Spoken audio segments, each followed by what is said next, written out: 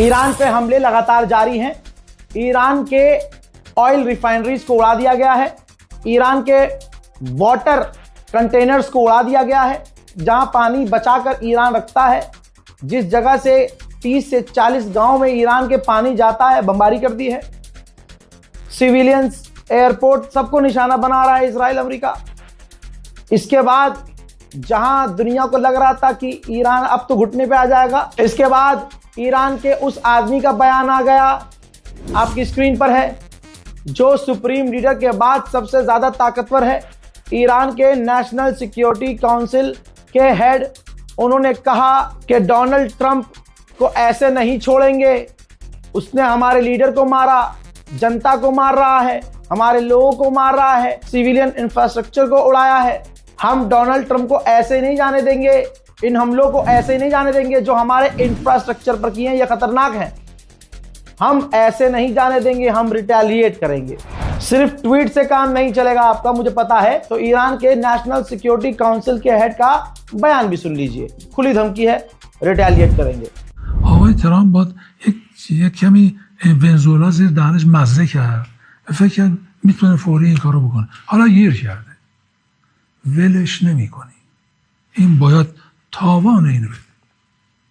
ایشون رهبر ما رو کشت، به شهادت رسوند. ولش نمیکنی.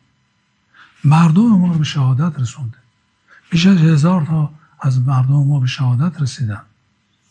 این ساده نیست. आगे इन्होंने बहुत सारी बातें की हैं, जिसमें उन्होंने कहा है कि आस पड़ोस के देशों को समझ में आ गया है, दुनिया देख रही है, अमेरिका का मकसद है ईरान को टुकड़ों टुकड़ों में बांटना। इसीलिए वो हमारे दुश्मनों से, कुर्दिश से बात कर रहा है ताकि वो हम पर हमला करें।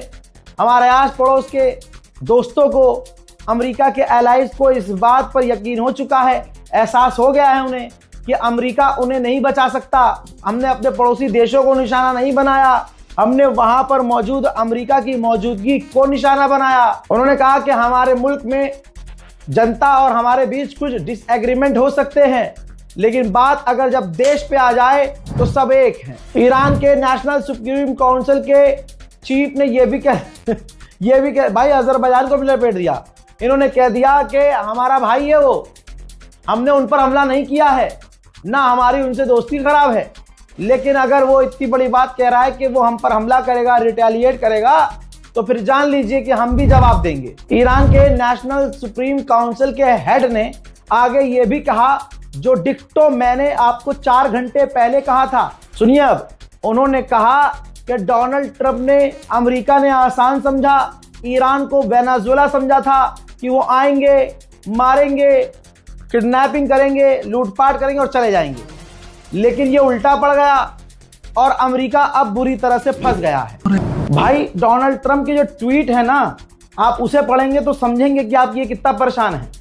अब देखिए, कल तक जिनको गाली बक रहा था और जिनको डरा रहा था, आज उनको मौका मिला है ट्रंप को खुश करने का और इसको मौका मिला है फायदा उठाने का। तो इसने कहा कि हमारा सबसे ग्रेटेस्ट साथी ब्रिटेन है, वो हमारे लिए एयरक्राफ्ट कैरियर भेज रहा है। यानी कल तक जो ब्रिटेन के खिलाफ बयानबाजी कर भी रहा था अमेरिका, अब मक्खन लगा दिया ट्रंप ने, उधर से वो ब्रिटेन भूल गया। अब अमेरिका से ऊपर ब्रिटेन ना हो जाए और कल को ब्रिटेन ये ना कह दे कि हमने अमेरिका की मदद की थी, तो भाई इसने कह दिया अगली लाइन में कि अब हमें एयरक्राफ्ट कैरियर की जरूरत नहीं है, हम लड़ रहे हैं और हम जीत रहे हैं। यानी ब्रिटेन बेचारा युद्धपोत भेजे भी और अगला एहसान भी ना माने। फिर चौथी लाइन में डरा दिया कि आज जो हमारा साथ दे रहे हैं हम उनको याद रखेंगे। ये लाइन से ये कहना चाह रहा है कि भैया साथ दो हमारा, वरना कल को टैरिफ लगाऊंगा। ब्रिटेन मदद कर रहा है लेकिन हमें जरूरत नहीं है। कितना कंफ्यूज है एक ही पोस्ट में ट्रंप। ईरान के 3 ऑयल रिफाइनरीज के ऊपर अमेरिका और इजराइल ने मिलकर बमबारी करके सब कुछ तबाह कर दिया है।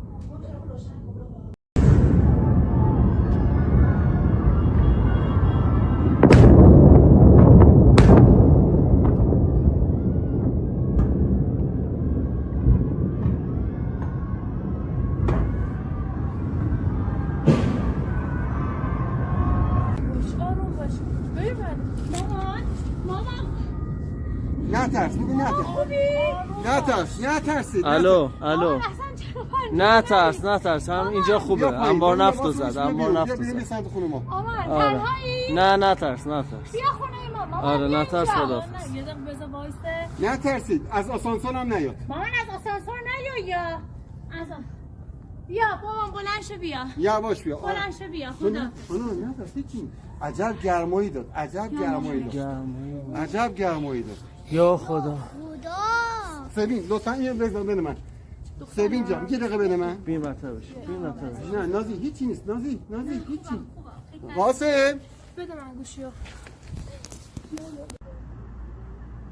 پالایشگاه ارتش اونجا هم نوبنیاد زدن. اینجا هم که پالایشگاه شهرره‌ای، اون برم که پالایشگاه. अल्लाह अकबर। मैंने आपसे पहले ही कहा था कि ऐसा नहीं है और ना होगा कि ईरान का नुकसान ना हो। लीजिए, अमेरिका ने परसों कहा था और इजराइल ने भी कहा था कि सबसे ताकतवर हमला करेंगे, और अमेरिका इजराइल दुनिया की सबसे दो बड़ी ताकतें एक होकर सबसे खतरनाक बमों और हथियारों का इस्तेमाल ईरान के खिलाफ कर रहे हैं। हजरात मोहतरम, कतर के प्रधानमंत्री ने डोनाल्ड ट्रंप से फोन पर बात करके कहा है कि ये जो जंग बढ़ रही है ना, इसका रिजल्ट पूरी दुनिया पे बहुत खतरनाक होने वाला है और हालात बदतर होने वाले हैं। उधर साउथ कोरिया में अमेरिका के anti missile system, defence system तैनात थे। इतने कम पड़ चुके हैं अरबों के यहां अमेरिकी डिफेंस सिस्टम कि अब साउथ कोरिया को अमेरिका ने आदेश दिया कि हमारी चीजें भेज दो भाई, यूएई और अरब। तो अब साउथ कोरिया अरब को अमेरिकी डिफेंस सिस्टम लौटा रहा है। इधर से चीन बिस्मिल्लाह पढ़ दे फिर भी पिट रहा है। नेतन्याहू ने क्या कहा था अभी 2 घंटे पहले बयान में मैंने सुनाया था कि ईरान के लॉन्चर खत्म हो चुके हैं, ताकत खत्म हो चुकी है, ईरान घुटने पे आ चुका है। गोप गोप गोप गोप गोप। सच्चाई क्या है? उधर से हिजबुल्लाह की भी मिसाइलें तेल अवीव में गिर रही हैं और उधर से ईरान भी मिसाइलें दाग रहा है। सारे अमेरिका और इजराइल के साथी मुस्लिम गद्दार अरब रोक तो रहे हैं ईरान की मिसाइलें, लेकिन फिर भी तेल अवीव में ईरान की मिसाइलें अलग अलग जगह जाकर गिरी हैं। देखिए